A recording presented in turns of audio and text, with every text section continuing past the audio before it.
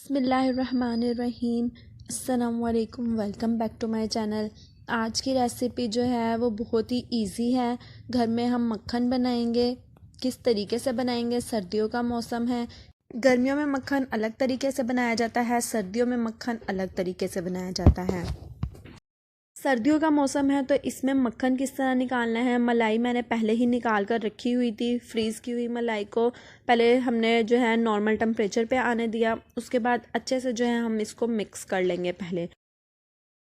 फिर मैंने क्या किया है कि नीम गरम से ज़्यादा जो है पानी लिया है। थोड़ा सा ज़्यादा तेज़ गरम था, इतना गरम था कि हमारी उंगली जो है पानी में रह सके। उसके बाद क्या किया, थोड़ा थोड़ा करके पानी शामिल करते जाएंगे। और यहाँ पे मैं ब्लेंडर की मदद से इसको जो है मक्खन निकाल रही हूँ। इसका आप विस्कर की मदद से भी निकाल सकते हैं।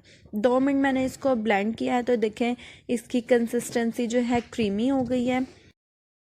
वीडियो को बिना स्किप किए आपको मैं इसकी आगे की कंडीशन दिखाती रहूँगी कि ये देखें आहिस्ता आहिस्ता थिकनेस की तरफ जाता जा रहा है। थोड़ा थोड़ा करके पानी शामिल करना है, बहुत ज़्यादा पानी आपने इसमें नहीं डालना। यही प्रोसेस जो है सेम आपने गर्मियों में करना होता है, लेकिन गर्मियों में क्या करते हैं हम ठंडा पानी यूज़ करते हैं बर्फ़ का। अब तकरीबन 5 मिनट मैंने इसको मिक्स किया था तो इसका अच्छे से मक्खन जो है वो निकल गया है। बिल्कुल जो है मक्खन अलग हो गया है और इसका लस्सी का पानी अलग हो गया है। इसका पानी आप कड़ी बनाने के लिए भी यूज़ कर सकते हैं, लस्सी को, और पनीर बनाने के लिए भी यूज़ कर सकते हैं। दोनों रेसिपीज़ आपको मेरे चैनल पर मिल जाएंगी, वहाँ से ज़रूर वॉच कर लीजिएगा। और देसी घी की और मक्खन की तमाम चीज़ों की रेसिपीज़ आपको मेरे चैनल पर मिल जाएंगी। अच्छा, वीडियो के लास्ट में जो है एंड स्क्रीन में मैं आपको एक वीडियो दूंगी जिसमें 4 चीज़ें मैं एक मलाई से तैयार की हैं। ठीक है, वो लाजमी वॉच कर लीजिएगा। अब क्या किया है कि मक्खन को अच्छे से निचोड़ लिया है और ठंडे पानी में मैं मक्खन को डाल के धो रही हूँ।